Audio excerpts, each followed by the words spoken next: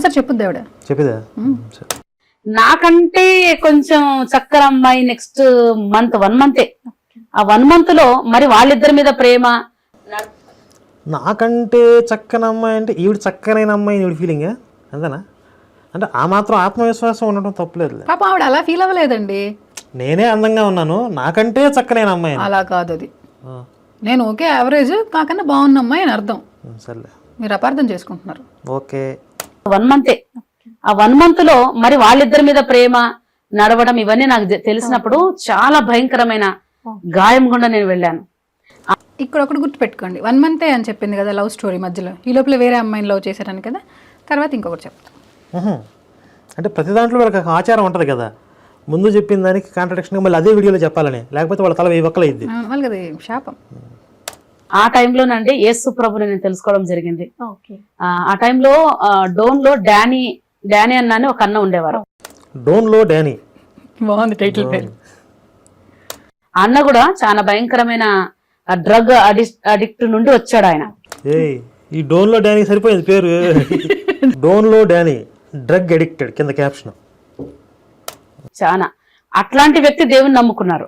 అక్కడికి వెళ్ళినాక first time నేను సువార్త విన్నా. నేను చిన్నప్పటి నుండి నేను తెలుసు, కానీ అసలు రక్షణ అంటే ఏంటి, యేసు ప్రభు నీ కొరకు మరణించాడు, ఆయన ప్రాణం పెట్టాడు, వాళ్ళ అమ్మ చెప్పారు నాకు.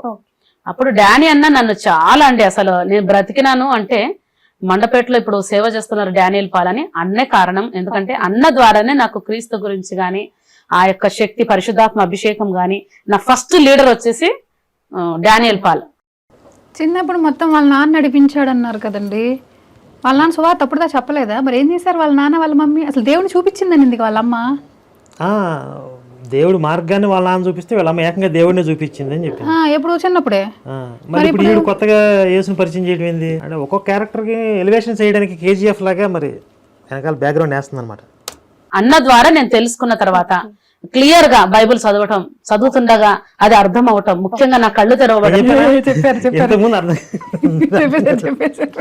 ఇప్పుడు ఏం అర్థమైందంటే ఇప్పుడు నేను పాస్టర్ అమ్మ అవ్వచ్చు అని అర్థమైంది ఆవిడకి. ఇప్పుడు ఈ డానీని చూసింది అక్కడ, నాకు అర్థమైంది మ్యాటర్గా. ఆ డానీ అనేవాడు డ్రగ్ అడిక్టెడ్, ఇంత ఎదవా పుండాకోరు, వీడే పాస్టర్ ఇంత సంపాదిస్తున్నాడు, మరి నేను ఎందుకు పాస్టర్ అమ్మ అవ్వకూడదు అనే పునాది అప్పుడు పడింది ఆవిడికి.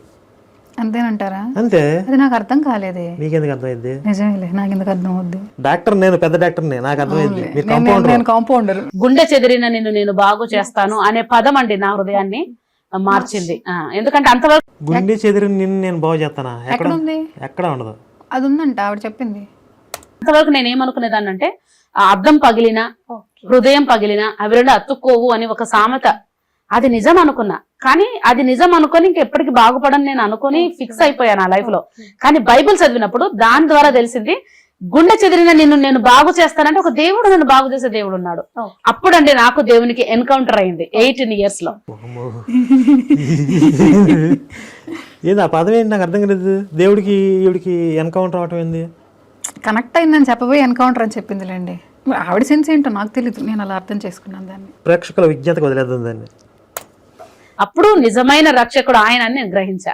సిస్టర్ మీరు ఇప్పుడు చెప్తున్నారు కదా, నేను ఈ అనుభవం తర్వాత నాకు బైబిల్లో ఉన్నది చాలా క్లియర్గా అర్థం అవడం ఇవన్నీ. అంటే అంతకుముందు చదివిన బైబిల్కి ఇప్పుడు తర్వాత మీరు రక్షకుడిని బాగా తెలుసుకుని హత్తుకున్న తర్వాత మీరు బైబిల్ చదవడంలో చాలా మార్పు వచ్చిందంటే. చాలా మార్పు వచ్చింది. క్వశ్చన్ బాగా అడిగింది కదా, అంటే అడగలేక మొహమాటం మీద అడిగితే ఏమని అనుకుంటుంది, అంతకుముందు ఏం బీకే అన్నట్టు అడిగింది. అది అందుకే ఆ అమ్మాయిని చూస్తే నాకు ఎందుకు ఇంట్రెస్టింగ్ అనిపించింది, ఎంకరేజ్ చేయొచ్చు అనిపించింది. ఎందుకంటే ఇంతకుముందు ఏ కష్టం లేకుండా చదువుకుంటా పోయినా, ఏదో ఒక రిచువల్స్ అంటారు చూడండి, ఒక సాంప్రదాయంగా ఏదో ఇది ఇక్కడ చేయాలి, ఇది ఇట్లా చేయాలి. కానీ నా లైఫ్ కు ఇది అప్లై అవుతుంది అనేది తెలియదు. ఇప్పుడు మనం ఏంటి, దేవుడు అంటే ఏదో భగవంతుడు అని ఇట్లా మొక్కని వెళ్ళటమే, మన లైఫ్ మనదే ఉంటది.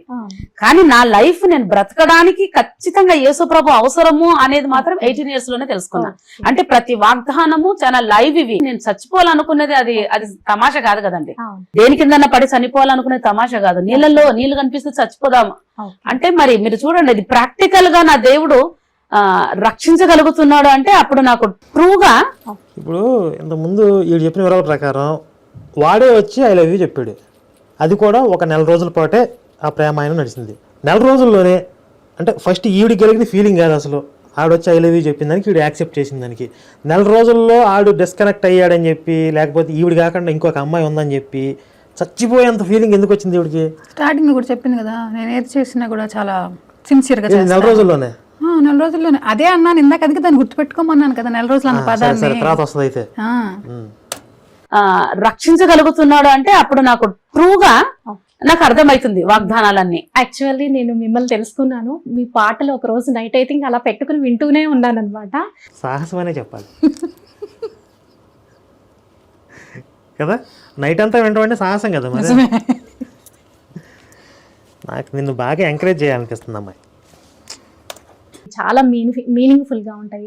అసలు మీరు పాటలు ఎవరైనా రాస్తే మీరు పాడతారా, లేకపోతే మీరే ఓన్ గా రాసి మీరు పాడతారా? నేను యాక్చువల్ గా పాటలు ట్యూన్ అసలు నా వాయిస్ ని అందరూ వెక్కిరించేవారు మా ఇంట్లో కూడా, ఎందుకంటే చాలా లావు ఉంది నీ వాయిస్. మా ఓన్ బ్రదర్ అనేవాడు, ఈ గాడిద స్వరం ఉంది కొంచెం తగ్గించును, గట్టిగా పాడకు. కరెక్ట్ చెప్పాడు, తప్పే ఉంది.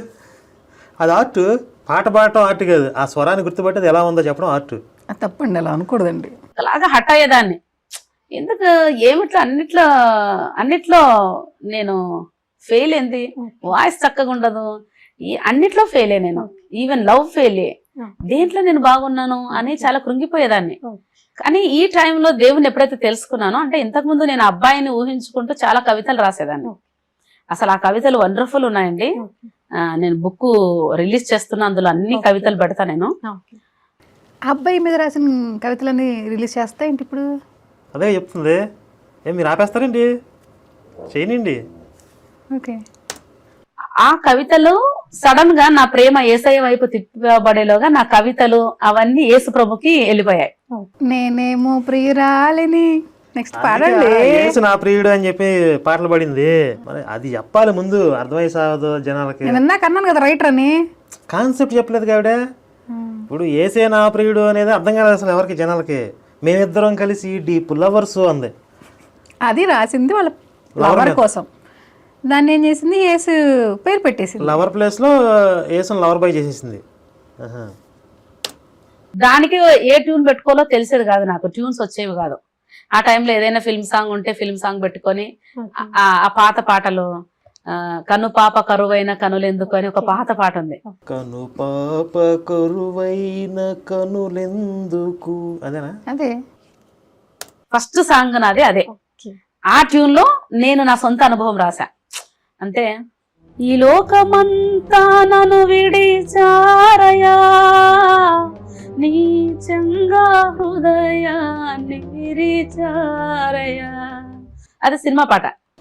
ఒక్కడే గిడిచేసింది, అందరూ ఓడిపోయారు. సినిమా పాట అది, ఆవిడ పాడింది. ఓహో, సినిమా పాట. ఇంకా ఆవిడ పాటలోకి రాలా. అప్పుడు నాకు ట్యూన్స్ వచ్చేవి కాదు కనుక ఆ ట్యూన్ లో పెట్టుకొని పాడుకునేదాన్ని. ఈ లోక ప్రేమంతా నటనేనయా, ఈ లోక కరుణంత క్షణికమేనయా. అంటే నాకు జరిగినది, మా పెద్దమ్మ ఇంట్లో ఉంటే నేను, మా పెద్దమ్మకు తెలిసింది ఈ అబ్బాయితో నాకున్నటువంటి రిలేషన్, వీళ్ళు ప్రేమ అన్నట్టు తెలిసింది. రిలేషన్ అంటే ఇంతకుముందు నెల ఉంది, వినను తర్వాత నెల తప్పని చెప్పిద్దాం అన్నట్టు తెలిసింది. తెలిసిన తర్వాత మా పెద్దమ్మ నన్ను ఇంట్లో నుంచి వెళ్ళగొట్టారు.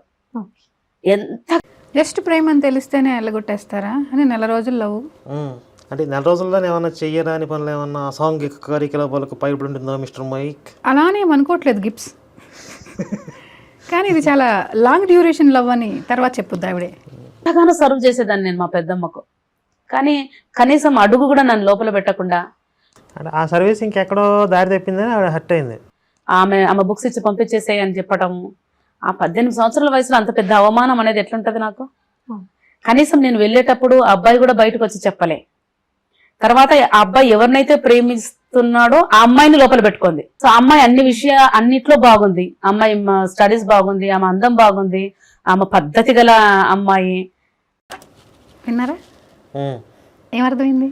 ఆమె పద్ధతి గల అమ్మాయి, ఈవిడ పద్ధతి లేదు, అంతే కదా. అలాగే అర్థం చేసుకోవాలంటారా? అంటే ఆవిడ హింట్స్ ఇచ్చింది, మనం పట్టుకోవాలంతే. అట్లా అన్నిట్లో అమ్మాయి నచ్చింది.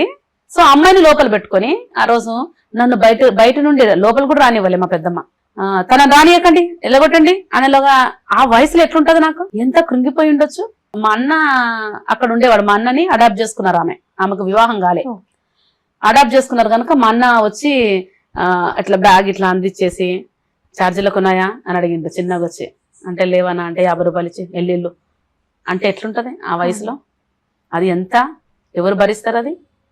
ఆ టైంలో నన్ను ఆదరించాడు యేసయ్య.